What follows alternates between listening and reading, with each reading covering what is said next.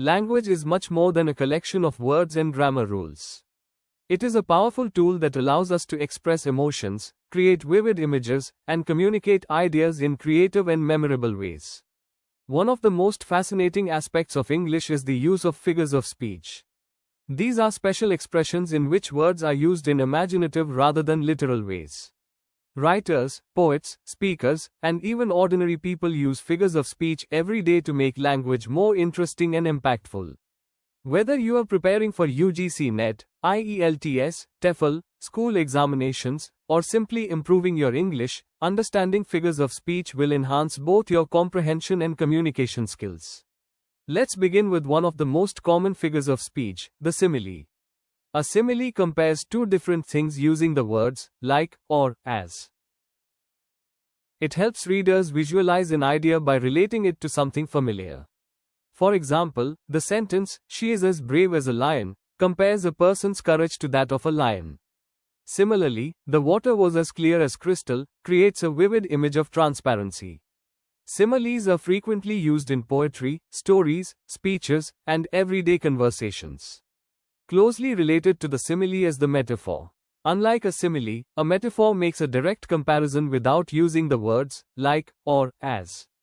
Instead of saying someone is like a lion, a metaphor says, he is a lion on the battlefield. Of course, the person is not literally a lion, but the comparison emphasizes bravery and strength. Another example is, time is a thief, suggesting that time silently takes away moments from our lives. Metaphors make writing more powerful and emotionally engaging. Another widely used figure of speech is personification. Personification gives human qualities to animals, objects, or natural forces. For example, the wind whispered through the trees describes the wind as if it could whisper like a human being. Similarly, the flowers danced in the breeze creates a lively image of flowers moving gracefully. Personification makes descriptions more vivid and helps readers connect emotionally with the scene. The next figure of speech is hyperbole, which refers to deliberate exaggeration used for emphasis or effect. Hyperbole is not meant to be taken literally. For instance, "I've told you a million times" doesn't actually mean the speaker counted 1 million repetitions. Likewise, "I'm so hungry I could eat a horse" simply emphasizes extreme hunger. Hyperbole is common in everyday conversations because it adds humor and dramatic effect. In contrast to hyperbole, understatement deliberately presents something as less important or less serious than it really is. Imagine someone who has just won a prestigious international award saying, "It wasn't a bad achievement." This understated expression can create humor or emphasize modesty. Understatement is often used in British English and literary writing. Another interesting figure of speech is alliteration. Alliteration occurs when several nearby words begin with the same consonant sound. For example, "Peter Piper picked a peck of pickled peppers" repeats the P sound throughout the sentence. Similarly, "Wild winds whispered" creates a pleasing rhythm. Alliteration makes language memorable and is frequently used in poetry, advertising slogans, and children's literature. Onomatopoeia is a figure of speech in which words imitate natural sounds. Examples include buzz, bang, hiss, clang, meow, and splash. These words sound similar to the noises they describe, making writing more expressive and realistic. Comic books and children's stories often use onomatopoeic words to create vivid action scenes. Another important figure of speech is oxymoron, which combines two contradictory words to create a meaningful expression. Examples include deafening silence, bittersweet memories, living dead, and seriously funny. Although the words appear opposite in meaning, together they communicate complex ideas or emotions. Irony occurs when the intended meaning differs from the literal meaning or when the outcome is the opposite of what is expected.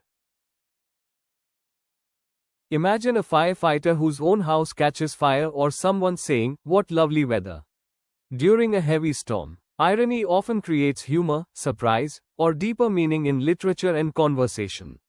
Another literary device is pun, which involves a play on words based on multiple meanings or similar sounds.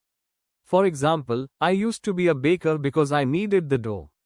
Here, "needed" sounds like needed, creating a humorous double meaning.